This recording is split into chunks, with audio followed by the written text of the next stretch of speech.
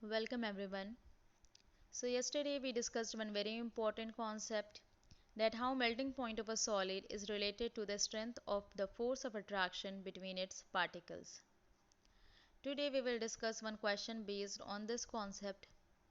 The question is, there are two substances, substance X and substance Y.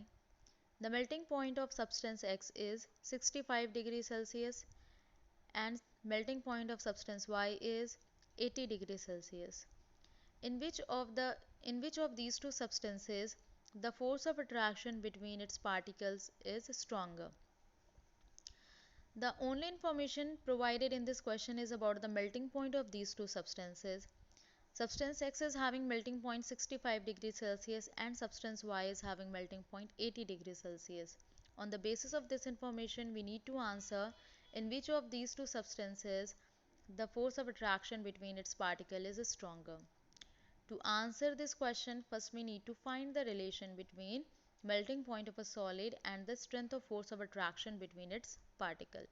But before that, we will discuss about what is melting point. So melting point is that temperature at which solid starts converting into liquid. If higher the melting point, means at high temperature the solid is converting into liquid. If low is the melting point, it means that the solid is converting into liquid at low temperature. That means melting point is basically a temperature at which solid is converting into liquid. So here, suppose if a substance, if the force of attraction between the particle is very strong in a substance, it means that we need to provide very large amount of heat energy to overcome the force of attraction. When we are providing large amount of heat energy, it is understood that the temperature will be higher, and when the temperature is higher, then in turn melting point of that solid is high. So in this question, substance Y is having higher melting point than that of substance X. That means in case of substance Y, the force of attraction between its particle is stronger. That is why we are providing large amount of heat energy, and that is the reason that its melting point is higher.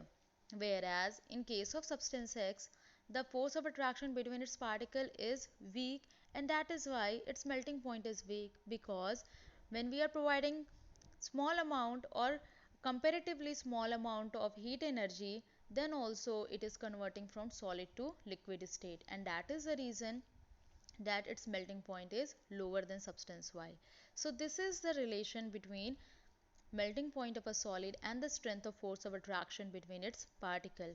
Please understand this, it is very easy, like you only have to remember the relation between these two. So if a substance is having higher melting point, that means the force of attraction between its particle is strong, and that is the reason we are providing large amount of heat energy to overcome the force of attraction so that it can convert from solid to liquid state. And as we are providing large amount of heat energy, it means that the temperature is going to be higher, which in turn it is indicating the melting point of the solid. So this is about this concept. I hope that with the help of this question, this concept is clear to you. Now our next topic is, when a solid melts, its temperature remains the same. So where does the heat energy go? If you remember that we have also discussed this thing, not in detail, but we discussed this thing in the activity previously, that during the process of fusion, or you can say during the process of melting of a solid and the boiling of a liquid, the temperature was constant until or during the transition. So this thing we are going to discuss in detail next. Thank you.